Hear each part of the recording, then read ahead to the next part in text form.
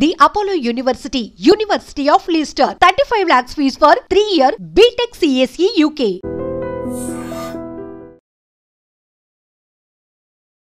అనకాపల్లి జిల్లా సబ్బవరం మండలం బాట జంగాలపాలెం శివారు బంజిరి జంక్షన్కి సంబంధించిన ఫ్లైఓవర్ కింద సర్వీస్ రోడ్డు దగ్గర నిన్న ఉదయం లైన్మ్యాన్కి ఒక దారుణమైన దృశ్యం కనిపించింది. ఒక యువతికి సంబంధించినటువంటి మృతదేహం పూర్తిగా కాలిపోయినటువంటి దృశ్యాలు చూసి ఆయన వణికిపోయి వెంటనే స్థానికంగా ఉన్నటువంటి సర్పంచ్కి ఇన్ఫర్మేషన్ ఇస్తే సబ్బవరం పోలీసులు అక్కడికి చేరుకున్నారు.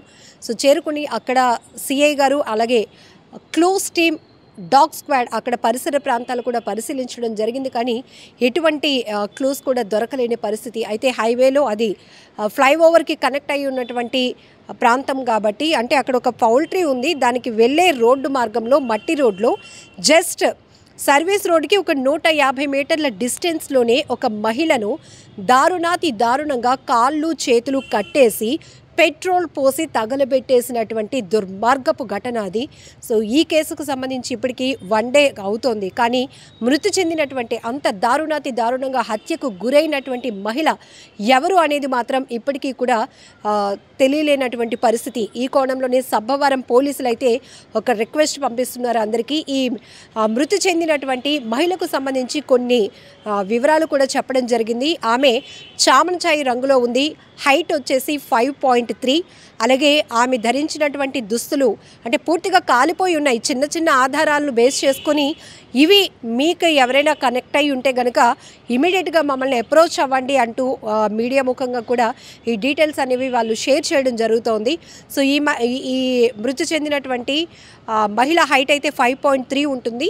సో ఈమె పింకు గ్రీను బ్లాక్ ఈ కాంబినేషన్లో ఉన్నటువంటి డిజైన్తో ఉన్నటువంటి నైటీ ధరించినట్టుగా అక్కడ చిన్న నైటీకి సంబంధించిన చిన్న పీసెస్ మాత్రమే కనిపించాయి. ఎందుకంటే నిన్న మేము కూడా అక్కడికి వెళ్ళాం. గుర్తు పట్టడానికి వీలు లేనంత దారుణంగా ఆమె మృతదేహం కనిపించిన తీరు ప్రతి ఒక్కరిని అదిరిపోయేలా చేసింది. గుండెలైతే అదిరిపోతున్నాయి. ఎందుకంటే ఇంత దారుణంగా హత్యలకు తెగబడుతున్నారేంటా అనేది భయమేస్తోంది. సో అలానే మెడలో బ్లాక్ బీడ్స్ నల్లపూసలు ఉన్నాయి, కాళ్ళకు మెట్టెలు ఉన్నాయి.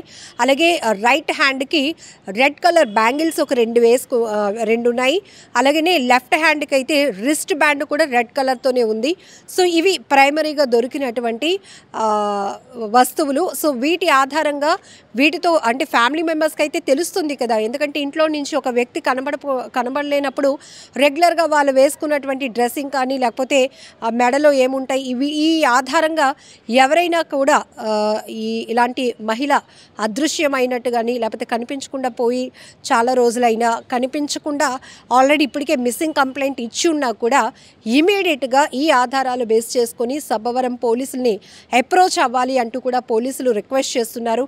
సో ఇదంతా కూడా పబ్లిక్కి ఒక విజ్ఞప్తి కూడా చేయడం జరిగింది. ఎందుకంటే గుర్తు పట్టలేనంత దారుణమైన స్థితిలో ఈమె వయసు 25 నుంచి 30 సంవత్సరాల మధ్య వయసు ఉన్నటువంటి ఒక మహిళని ఇంత దారుణంగా కాళ్ళు చేతులు కట్టేసి పెట్రోల్ పోసి తగలబెట్టేసే అంత దుర్మార్గం ఎవరికి వచ్చింది? అసలు ఎందుకు ఇంత క్రూయల్గా ఇంత దారుణంగా ప్రవర్తిస్తున్నారు? ఎందుకంటే అక్కడ ఇది కూడా చుట్టూ తోటలే ఉన్నాయి, అది ఒక పౌల్ట్రీకి వెళ్ళేటటువంటి వే.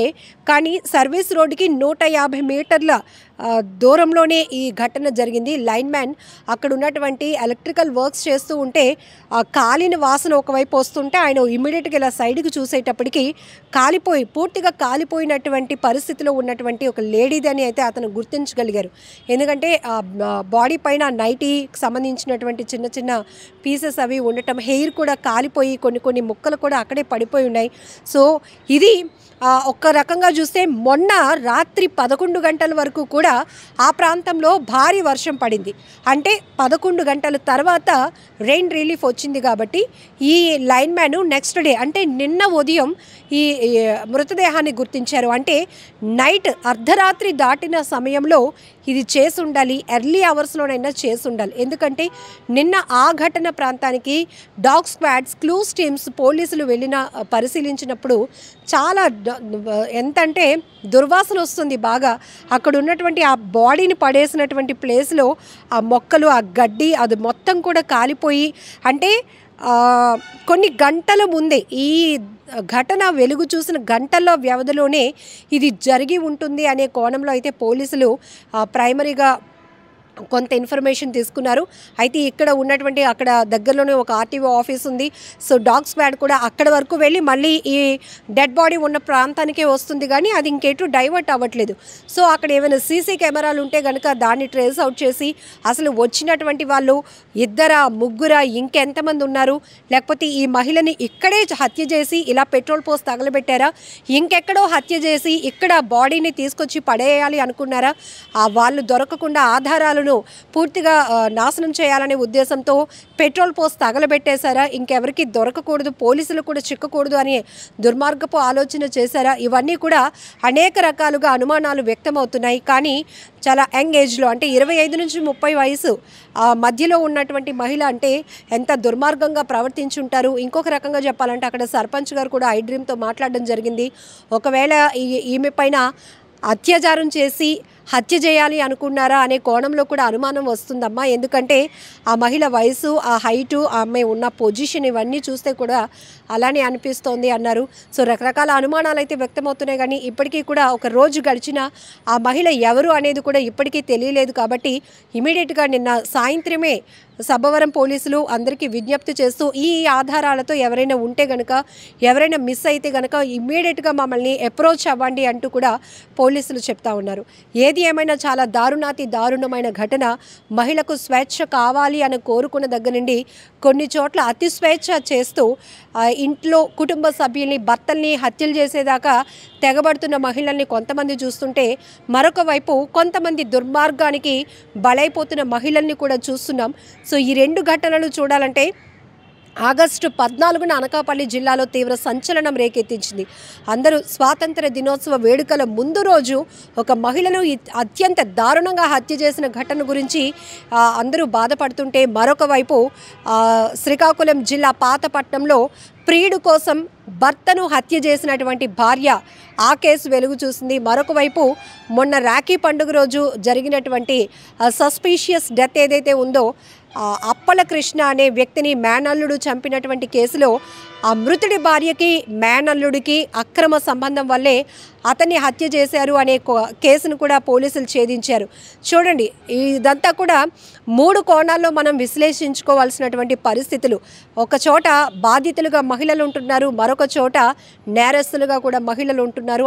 అఫ్కోర్స్ చాలా నేరాల్లో ఇప్పటివరకు మనం మగవాళ్ళని చూసాం, ఇది అందరికీ అలవాటైన పరిస్థితి. కానీ ఇప్పుడు మహిళలు నేర ప్రవృత్తి కలిగి ఉండటం, నేరాలకు పాల్పడుతూ ఉండటం మరింత దుర్మార్గం కదా.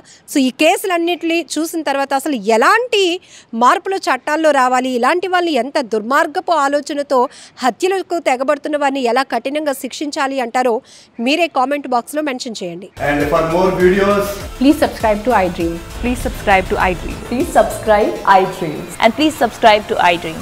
For more videos, subscribe to iDream. please like, share and subscribe to the channel. Congratulations, iDream. Subscribe to iDream. Subscribe to iDream. So subscribe to iDream Media. iDream ki iDream team andarki huge congratulations. Please subscribe iDream Media. Please subscribe to iDream. Subscribe iDream. Please subscribe to iDream. iDream అంటే నా కళల channel subscribe చేసుకున్న నోరు తిరుగుతలేదు, మీరైతే గంట గుర్తు కొట్టండి. For more such videos, please subscribe to iDream. Subscribe to iDream. Please subscribe to iDream. Please subscribe iDream Media. Please do subscribe to iDream. Please subscribe to iDream Media. For best entertainment and information, please subscribe iDream. And don't forget to subscribe to iDream.